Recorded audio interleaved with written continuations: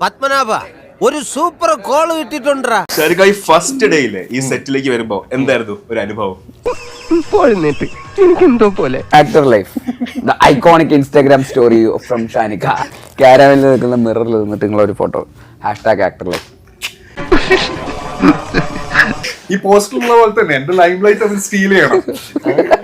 കണ്ടോ ഈ അലവലാതിക്ക് ഒരു കാര്യം മനസ്സിലായി. ഒരിടത്തും ഒരൊറ്റ പോസ്റ്ററിൽ ഷാനിക്കില്ല. പേരുമില്ലല്ലോ. പേരുമില്ല. എന്നെ തേച്ചതാണല്ലേ. അത് പിന്നെ എനിക്ക് പിന്നെ ഒരു കൂട്ടുപ്രതി എന്നുള്ള രീതിയിൽ വിനീതും കൂടെ ഉള്ളത് കൊണ്ട് പിന്നെ വിനീതേട്ടൻ പോസ്റ്ററിലൊക്കെ മുഴുത്തിരിപ്പുണ്ടോ അവിടെ? ഇത് ഞാൻ ആരോ ഏട്ടാ ബോഡി ഷേമിംഗ് കേട്ടോണ്ടിരിക്കുക. പറഞ്ഞോളൂ. മിണ്ടാൻ വയ്യ. വായ തുറന്ന കാറ്റ് മാത്രമേ തൊണ്ടിക്കകത്തുനിന്ന് വരൂ. എന്നെ പറ്റി എന്തോ പറഞ്ഞായിരുന്നു. എന്താ പറഞ്ഞു? എന്തോ ഒരു ബോഡി ഷേമിംഗ് നീ ചെയ്തായിരുന്നു. പാച്ചേട്ടാ അവമാനിക്കരുത്.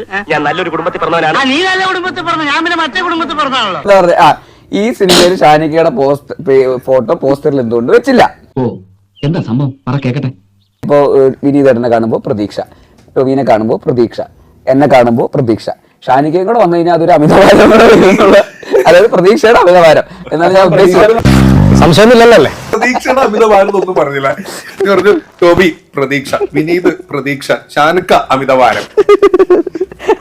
എന്നോടൊന്നും ചോദിക്കരുത്, എനിക്കൊന്നും അറിയില്ല. എന്റെ ഉദ്ദേശശുദ്ധി വളരെ ശുദ്ധമായിരുന്നു. ഷാനിക്കേന്റെ ഫോട്ടോയും കൂടെ വെച്ചിട്ട് വെറുതെ ഒരു നമുക്കൊരു പ്രതീക്ഷയുടെ അമിതഭാരം സിനിമയ്ക്ക് കൊടുത്തിട്ട് ആൾക്കാർ അങ്ങനെ വരണ്ട.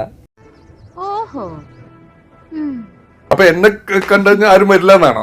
എന്താ ഉദ്ദേശിക്കണത്? അത് അമിതഭാരം ആവും എന്നുള്ളതാണ് ഞാൻ ഉദ്ദേശിച്ചത്. ഇല്ല, ഞാൻ നിർത്തി. ഇനിയില്ല.